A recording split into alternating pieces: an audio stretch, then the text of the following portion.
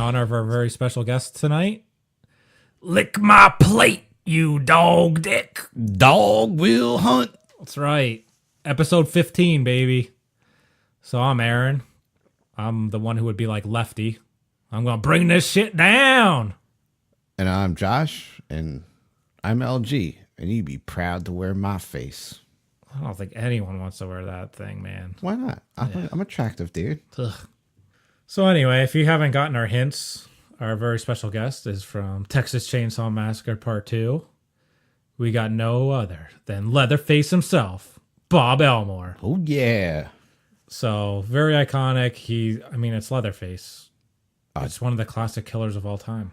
To me, it doesn't get any bigger than Leatherface. He's my man. Yeah, we talked about it on one of the other podcasts. Like, it's one of our favorite horror movies ever. He just scares the shit out of you. Yeah, I mean, Texas Chainsaw Massacre 1, the first one, awesome, fantastic. 2, just as good of a movie, man. It's great in like entirely fantastic. Different ways. Like, it's so different than the first one that it stands up on its own. You don't even need the first one to exist. And it's so great that it is so different, and I just remember like watching it as a kid. It scared the shit out of me, and now it's almost like funny, but it's still scary at parts. Like when he busts out of the record room, Leatherface. It's every time it makes you jump. And it's still like got that good horror element. Like it's not over the top like the first one was. Like the first one wasn't over the top either. That's what I'm trying to say. It wasn't over the top, but it was just downright scary. It's great that everything's off scene. And this one isn't over the top gore at all either. No, it still has like a grittiness factor to it. It does. And it just like, it gets to you, man. You were like, oh, this could happen. That's what the first one did. It could happen. Yeah. So it's just cool that he was gracious enough to sit down with us. I think we had a pretty good conversation. So yeah, we really appreciate Bob's time and, allowing us to talk to him. It was a great conversation. That's what it ended up being, is a really awesome conversation with a very, very cool dude. Yeah, so the show support, go out to Showboat in the Atlantic City. They're having a horror show, New Jersey Horror Con, and it's going to be September 21st through 23rd. You can go meet him, get some autographs, and as you'll see from the interview, he's a super cool guy, so go out, show your support, and without further ado, here's Bob Elmore. I guess we'll start in the beginning. I mean, I think every kid growing up, you kind of play in the backyard and you think, oh, I could be a stuntman. But I guess what actually led you to be a stuntman or knew you had what it takes, and how did you pursue actually doing it? Well, I never thought that I would be a stuntman. Of all things, for the longest time, I wanted to be a PE teacher, and went to school. I avoided the draft in 1970 because I had such a high draft number back in the day, and decided to go to school. So I went to college and came out with a physical education degree, but there were no jobs around, and I said, okay. So during that time, I worked several times at Knott's Berry Farm, which is a amusement park in Southern California. And they had, I think, called the Wild West Stunt Show. And I never acted. I never did anything. Just being big, I was really strong, big, and I was pretty quick. So those years at Knott's Berry Farm, I learned how to be on stage, how to work an audience, how to, improvise, and how, and we did, everything was on asphalt and did high falls with, all kinds of stuff.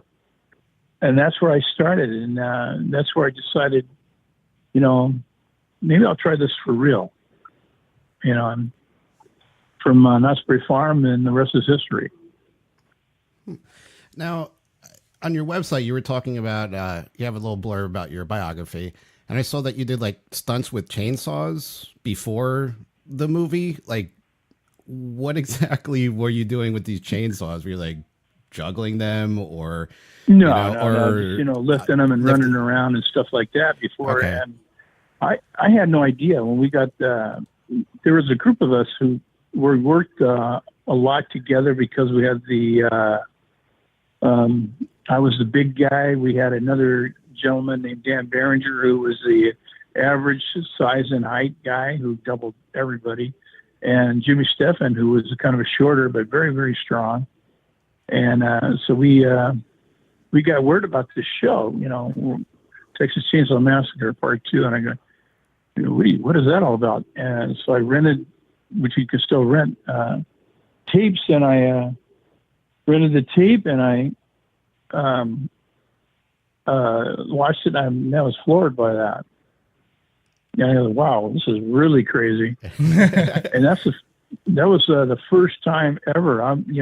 I'm from the school of, like Dracula, the Mummy, Wolfman, all the Universal horror guys. That's what I grew up on. Right, the classics. So I was like, okay, this is a whole new world opening up. I was going to ask if you were a fan of horror prior to that, but it sounds like just a little bit, maybe, or just the classic Universal stuff. Just a classic guy. The worst thing I ever saw was it scared the crap out of me was The Exorcist when it opened, and it just wow.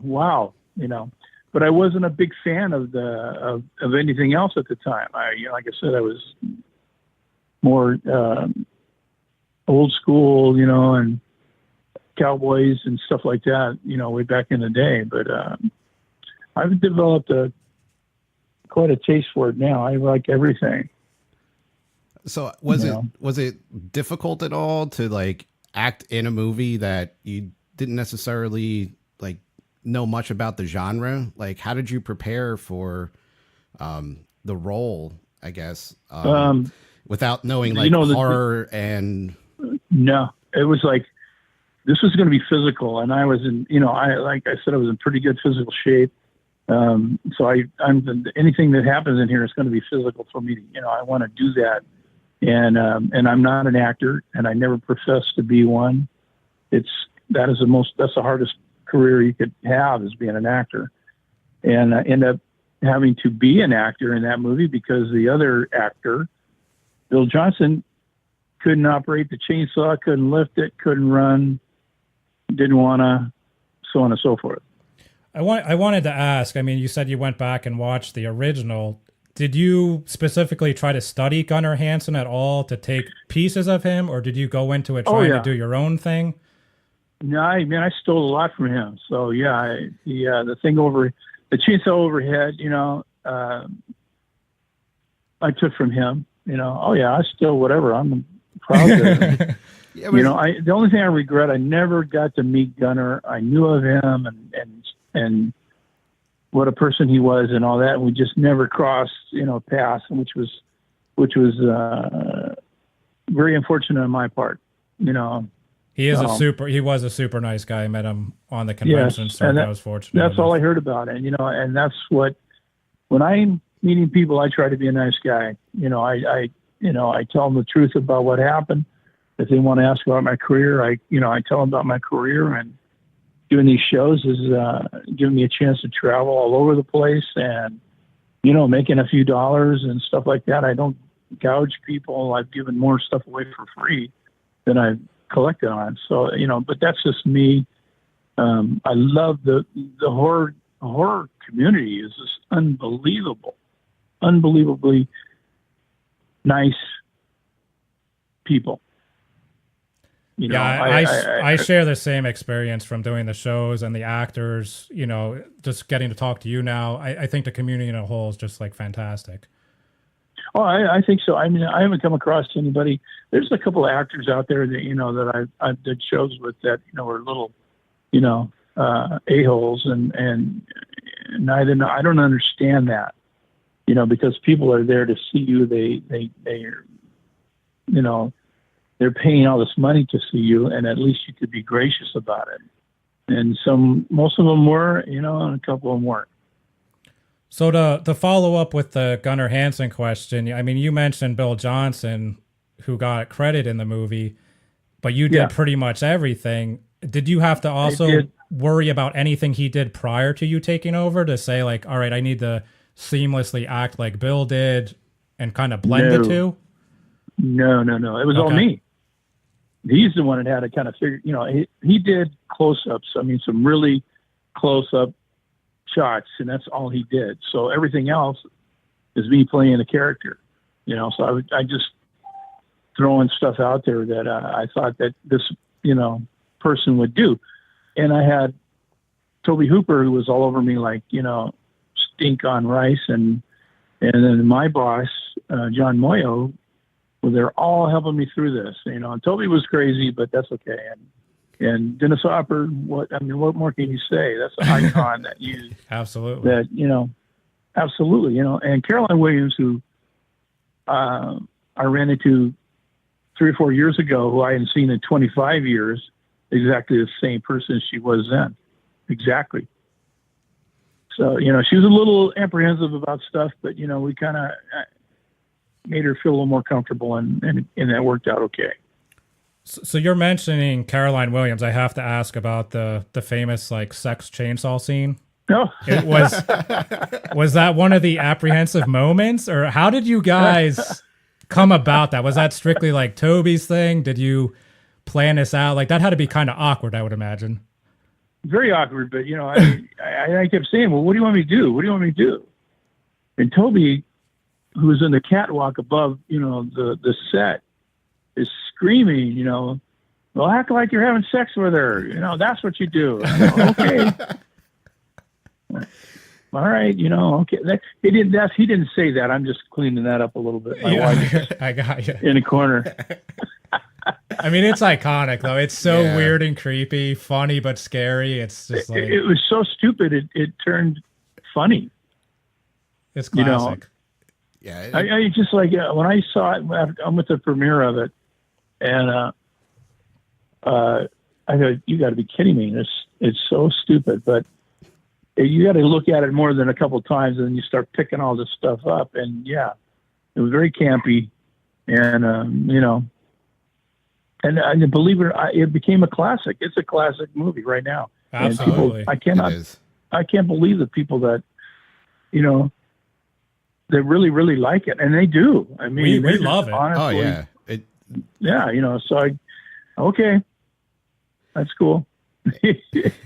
So you mentioned, Bob, like the goofiness of it, and like, it's just, kind of stupid, but it works, So Yeah.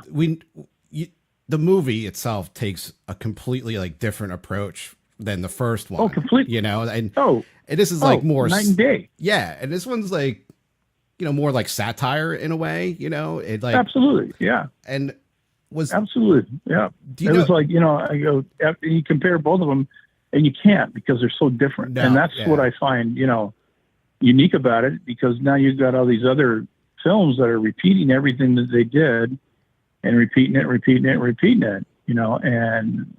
And I think that's why the movie is so great and it holds up on its own, is because it is so different. He didn't try to just do part one over again. But was that an intentional? Not at all. Was that an intentional thing from the very beginning that Toby Right even from the decided very to do beginning. Oh yeah, that was Toby's deal. He was not making one again. He was making something different. And, and yeah, he did, I guess. So yeah. So that was always his intention. I mean, it was the most miserable experience of my life. It was 110, 115 degrees outside. It was 100% humidity every day. And the set was between 150 and 160 degrees.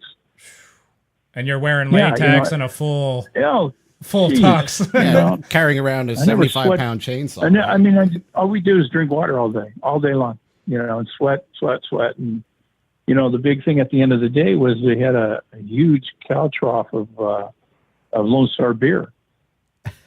So we would fill every pocket we had with a beer on the way back to the hotel, because, we had to come back again in about 6 hours, and we worked 6 days a week. And then the stunt crew, we prepped for Monday on Sunday, so we had no time off. And yeah, I made a lot of money though. How long were your shooting days? Well, the days were some of them, Bill Mosley and Dan Berenger, who was his double. Bill Mosley was like in the chair, makeup chair, from 3 o'clock in the morning till whenever we stopped filming, and then right back again. That's how long it took for his makeup, you know. And but that's an experience in itself, right there, dealing with Bill Mosley. And I'm not an actor, and he's throwing all this stuff out. And I was mesmerized by it, and I'd get yelled at for not reacting to it because I'd just be watching him. I couldn't believe it. I wanted to ask how it was with Bill, because I mean, Chop Top is so over the top crazy. I mean, dealing with that on a daily basis, nonstop. I mean, was that, I guess, hard to deal with after a while? Did it take like an emotional toll? He would, and I'm not sure, but the only time he wasn't was when at lunchtime, and then he'd get back into that character and stay there and run around, and oh my gosh, it was just unreal. And that's probably one of the most unique characters around. And, his other work is, you can see it. And Bill is the nicest person in the world. Really intelligent, but yeah, man, he's Ivy League, right? Yeah. Yeah. Yeah. I mean, he's a scholar and he knows so much. But when he gets into these characters, he gets in. I don't know. That's the hard thing to say because I'm not an actor. I don't have anything to dig in deep to because I don't want to do that. It's too hard, But oh my gosh, yeah. So and you said he stayed in character. Go ahead. Sorry. No, I was going to say Sid Haig, who's been around forever, and love those two guys. I mean, these the two nicest people I've met, and very, very genuine. That's all. So he stayed in character pretty much the whole time, you said? Oh, yeah. He'd get in it when he'd come into the makeup trailer and he'd start, you could tell. You guys weren't eating any chili at lunch, were you? No way. Right. No. We all went our separate ways at lunchtime. Right. And all of them, it was just like, it was just so weird to watch all this stuff of him with eating what's his name? I can't remember his name now. In the radio room, beating him to death with a hammer. LG. Yeah, LG. Lou Perryman, and then it just and then the face thing with Caroline, and that's all me coming up with this stuff, And then I decided, what are you going to do with her? Well, I'm going to dance with her, so I just physically spun her around and around and around and around because I think, well, that's more physical. I don't know anymore. So how much did you actually improvise then? You said you came up with that dance scene. Like, did you improvise? Like, how much freedom did Toby give you? Yeah, absolutely. Throwing stuff around. I did that thing with the chainsaw over my head. Now, I stole that from Gunner. All right. They liked it so much I had to use it throughout the whole movie, which was a pain in the butt. I'm sure it was lifting that over your head. No, and then the chainsaw. Yeah, it was 75 pounds. It was the biggest chainsaw made at that time, and it was crazy trying to work with that. I broke my wrist on the bridge in the opening scene there, trying not to kill one of the actors in the car. Trying to maneuver it around because it's a live saw, the blades running, and the only thing they did is they ground down the teeth. So that one was fun, and I worked with a broken wrist for the entire movie. And wow. So filming and the scene at the end with Dennis Hopper, the classic chainsaw fight. I mean, how much time did you have to spend choreographing that? And like, if those were basically real chainsaws at the point, I mean, the amount of care that had to go into that scene had to be pretty intense. Exactly, and they were real. And like I said, the only thing they did to them was ground down the teeth. And if you watch the film closely, you're going to see when we're doing the fight that you see these sparks flying off the chainsaws. Right. And no, those are real. Wow. That's how hard we were hitting each other. Yeah. And God bless Dennis Hopper. All he wanted to do was play golf with Willie Nelson, and Willie Willie at the time had a golf course in Austin, so they would have to go find Dennis because he's off playing golf. Go find him, bring him back to the sound stage, and trying to get him to rehearse was like, I go, we got to do this, and I'm going to do this, and you need to react, and that's how I talked to him, and and he's, I really don't want to do that. I go, yeah, I know. So how much? But we got to. How much physical stuff did Dennis actually do with you? He started the fight with me. Okay. And then Jimmy Steffen came in, and that's when we beat the crap out of each other. Right.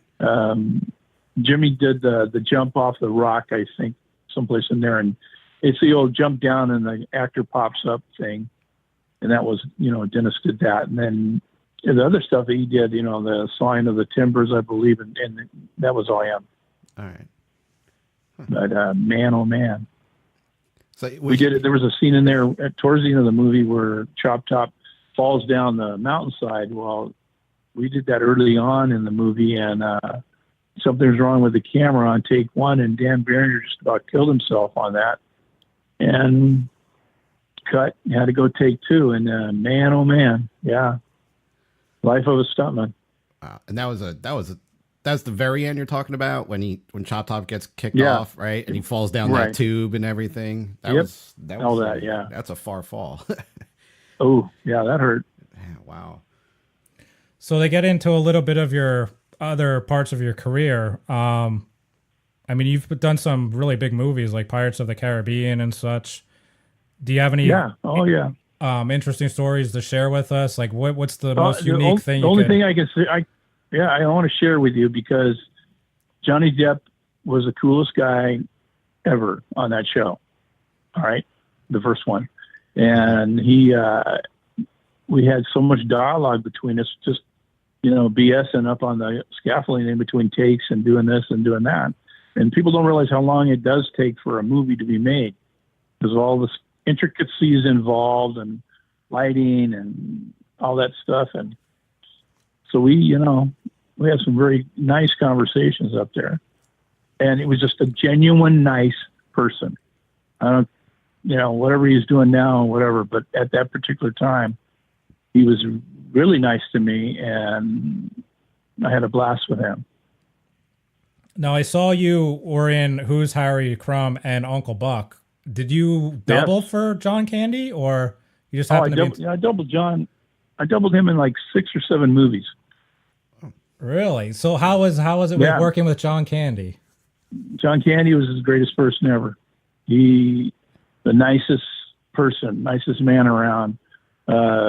Great to his fans, and great to the people that worked for him.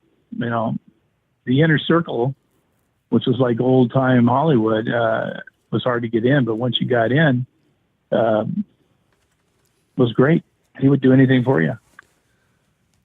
So, like, when you do doubles, like said you were with John Candy for like 6 or 7 movies, like, do they start calling you back then? Like, because you doubled for a particular actor and you fit, like, you can double for him at your same size or et cetera. There's right. Like, there's I got in John's contract for a while, and in his contract, that means that they had to deal with me because I was going to double him. That's what he wanted.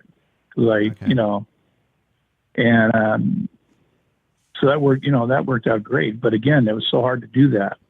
But I made a good double for John because of the shoulder. If you looked at us, we're almost the same height. I was a little taller, not much.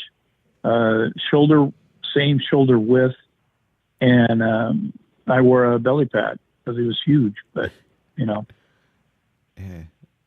no, that's interesting. And besides, like, the Pirates of the Caribbean movie and the John Candy movies, you did the Leatherface. What other movies I did, that we might not be aware of? I don't know. I can't even remember them all. Always played a bad guy. Always got beat up or killed. Always. The first thing I ever did was a TV show called Remington Steele with Pierce Bronson.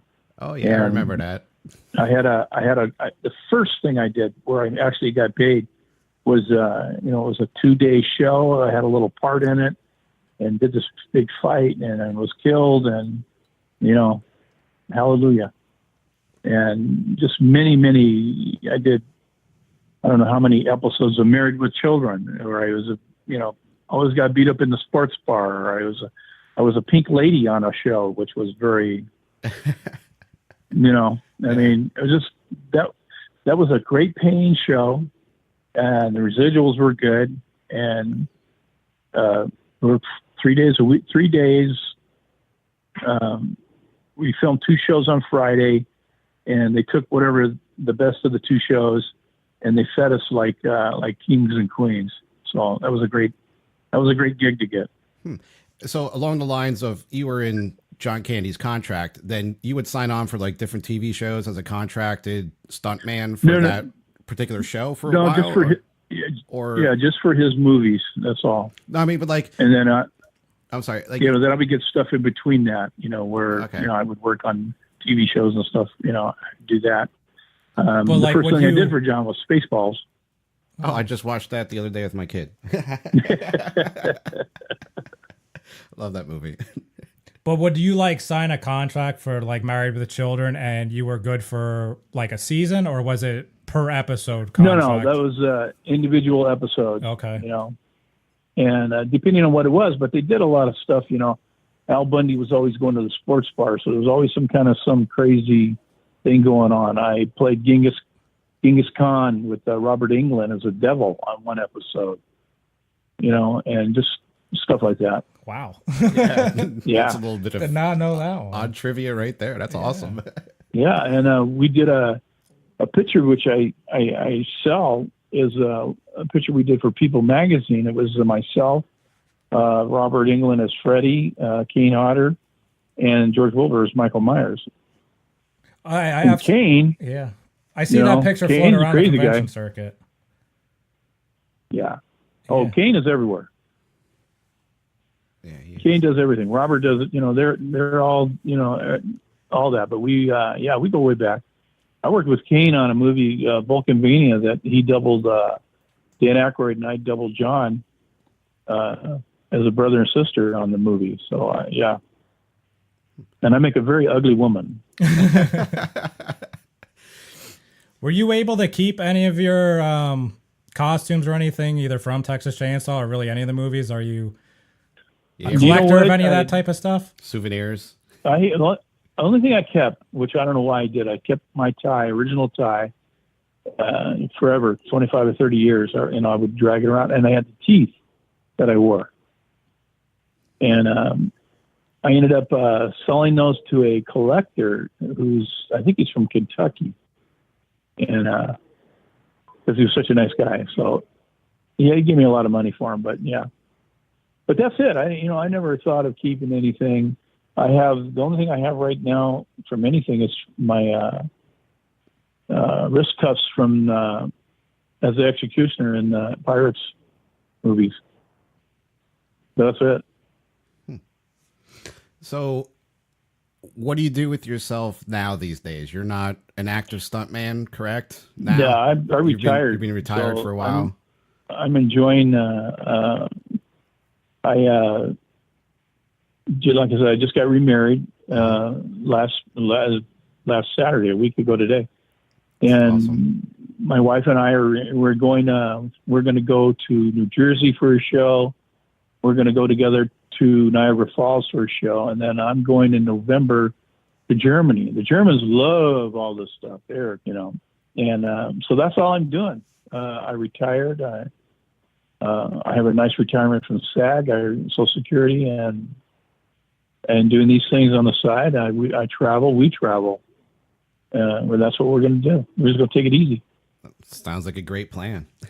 I'm telling you, and you tell everybody, when you're young and you do all this crazy stuff to your body, yeah, it does catch up to you. Yes, it does. It's it's hard, getting up, and I can't run anymore, but arthritis in the knees and all the joints, and that's all from pounding for years and years and years and years. Right. Yeah. No, sounds like you got to. But I do it all over again. absolutely. It was so much fun. It sounds like, and You know what? It was just, who can say that? It's a very small community. I mean, you can't, who could say, yeah, I was a professional stuntman? Oh, yeah. And this is what I did. Blah, blah, blah, blah, blah, blah, blah. I mean, it is like the coolest job ever. Yeah. Just be able to say that. And you obviously played an iconic character that will go down in history. Like you were talking Yeah. about, the Wolfman and Dracula. Like Right. Leatherface is one of our monsters of today. It's Jason, Leatherface, Michael, and Freddy. it's the next generation. Oh, yeah. So It's an iconic character, and and I'm able to say, yeah, I was part of that. Yeah, I played a big part of it, and that's that's why I'm doing stuff like this. I want people to know what I did, and and how I did it, and what it took to do all that, and what you see is crazy, and all the time involved to pull that off. do you keep up with the franchise at all with any of the new installments? Do you keep a track of what are they doing to my character? Yeah, I've seen the last 2 or 3 Leatherface things, and those were not, I don't know, not too happy with, but that's just my opinion. And then the Jason ones, all the things that Kane did, and then Michael Myers and all that, and just yeah, I know a bunch of them. Dick Warlock did one of the first Michael Myers, I believe. Dick Warlock is the one, a pretty good friend of mine, actually. Really? Yeah. Dick hired me to double John Candy on Spaceballs. Oh wow. Okay. That's how far. I mean so that community is really it's real small, but yeah, Dick Warlock he set me up on all that, and then to find out that he did the same thing. Yeah, I know he doubled for Kurt Russell and. Oh yeah. Oh, he did a lot of stuff. Then I know I worked with John Casino, who doubled Kurt Russell after that and everything. We worked together at Knott's Berry Farm. Wow. Mick Rogers, who doubled Mel Gibson and everything, started at Knott's Berry Farm. And Mick is one of the best stuntmen around, second unit director, all that stuff. There's a lot of people that came out of there and that went on to perform in the in the community, in the movie business. So it is, it's a small world. Yeah, I was just gonna say it's a small world. Everybody, and you said it's a small community of stunt actors. Really? Oh, really? It's real small. Like I didn't even. You said that, and I was like, really? I thought there would be more people, but I guess it does take a special mindset to do these. It takes a special person, absolutely, in order to do this stuff and to go on and to have longevity through it. You're a professional athlete, is what you are. And when I was in it, man, I worked out every day in order to stay healthy, in order to be able to do this stuff. I got a reputation as being really quick, so I could move fairly well. And I worked on a TV series where we were doing car hits and driving cars, car hits, everything you can imagine. Fighting in fire, that was a lot of fun. I was in a movie where I was bare butt naked, and that was a lot of fun. Now, yeah, my wife was laughing at me. Yeah, and that was like what? And it was an Arnold Schwarzenegger movie, so I thought, man, I made the big time. I'm going to get a job. And I went down, I interviewed, and they go, yeah, you'll be great. Oh, by the way, you're naked. And I go, oh, what? And what? Oh, okay. Which particular movie of Arnold's? I'm not going to tell you. No. Oh, come on. We'll figure it out. Not at all.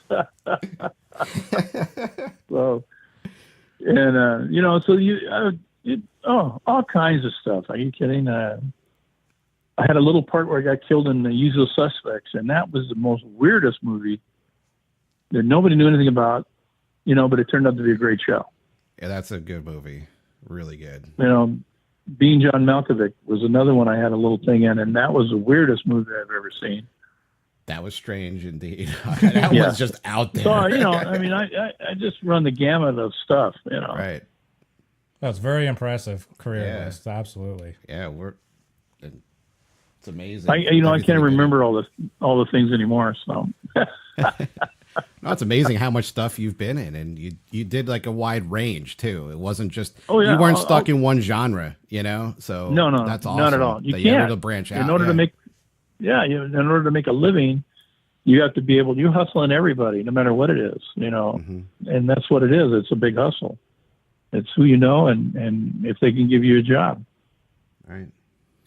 I lucked out for 25 years where I did make a pretty good living at it.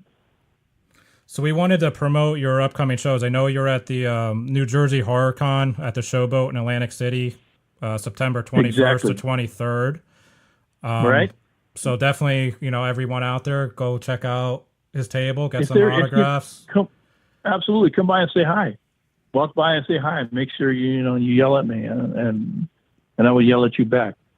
Yeah, we're in Pennsylvania here, so we're actually probably going to go to that show. We'll definitely stop by. Well, if you are, then make sure you tell me who you are. Absolutely. Yeah, we will. And my beautiful assistant will be there with me, and she can. Awesome. She can tell all the other lies about me. No. So you said you're doing the Niagara Con as well. What are the dates on that? Do you know? That is where am I? October. Last weekend in October, I think it's the 24th and 25th of October. Okay. All right. And that's going to be a good show. A lot of good people there. And then I'm going to Germany in November, and I don't know the dates on there, but like I said, I have people that follow me on, my Facebook that I met, 6-7 years ago, and we still communicate back and forth, That's awesome. So and they're just amazing. They're into horror. And they're dedicated fans too, obviously. They are very dedicated. Yeah. That's awesome. Yeah, so I don't know if you're familiar. Trick or Treat Studios is a mask company, and they're this year coming out. It's end of August or September. They're doing the Texas Chainsaw Part 2 mask, like it's an authentic replica. So I'd like to see that. It looks 100% screen accurate, but for all the fans listening, it'd be a great thing. Order that from Trick or Treat. Go meet Bob. Get it signed. It'd be awesome. Absolutely. Man, it would be my pleasure. Absolutely. So I think we could talk to you all day, but I know you got stuff to do. Newlywed here. Yeah. So let you get back to it. Well, you know what, guys? It's been my pleasure, and I appreciate it very much. And, if we need to talk again, please call me. Oh, that'd be great. Yeah, we're absolutely honored. It's been a joy. If you have anything else you'd like to promote, let us know. We'll definitely get the word out for you. I will absolutely do that. Yes, I will. Yes, send us an email. We'll promote it on our social media and everything. You got it. And you got it. I'd just like to say thank you for myself too. Thank you guys very much. It's been awesome to talk to you. If you need anything from me, let me know. All right, will do. Bob Elmore, thank you, you so guys. much. Appreciate it. Thank you so much. All right. Have a great evening. All right. Bye-bye. Bye. So that was our interview with Bob Elmore, Leatherface from Texas Chainsaw Massacre Part 2. Hope you enjoyed it. We had a great time recording that and talking to him. And as you can tell, he's a very generous person. And I mean, how cool is it? The guy gets married a week ago. He's coordinating the dates with us like during that time to get this thing scheduled. Like he's got better shit to do, and then he's like in honeymoon phase and he's sitting here talking to us. And he was very excited. Like, could you get better than that? Very excited in his emails when he wrote back to us. He's like, awesome, can't wait to do this, looking forward to it. And very gracious individual. And we appreciate that, Bob. So hopefully maybe we'll be able to talk to you in the future. Yeah, I mean, this is why I kind of wanted to get into podcasting and do this whole thing, was just the experience of getting to talk to people like this and just the community in itself. And like, we're trying to reach out to you fans. Like, we want to hear what you guys have to say too. So, I mean, definitely hit us up on email, dysfunctionalnerdcast@gmail.com. We're at Twitter @DNerdcast.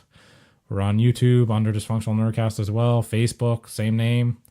So just hit us up. Get some correspondence going. Hopefully you like this. We're going to have some more planned in the future, I think. We got some things in the works. So more support we get, the more we can do. So always hit us up with the 5-star reviews on iTunes, and make sure to follow us because you don't know who we're going to interview next. Right. And every little review that you give helps us, and it helps us progress and get these interviews. And, you know, the more interviews we get, the more you're going to learn about your favorite characters in these movies. And like I said, we learned so much from this interview. I mean, sitting there as a kid watching this movie, if you're like, you're going to get to talk to Leatherface one day, I'd be like, get the fuck out of here. Like, it's just crazy to me. Like, it's unbelievable. Again, that movie scared the shit out of me as a kid. And like today, I just find it so enjoyable. I mean, he's given me so many hours of entertainment. I don't know how many countless times we watched that movie.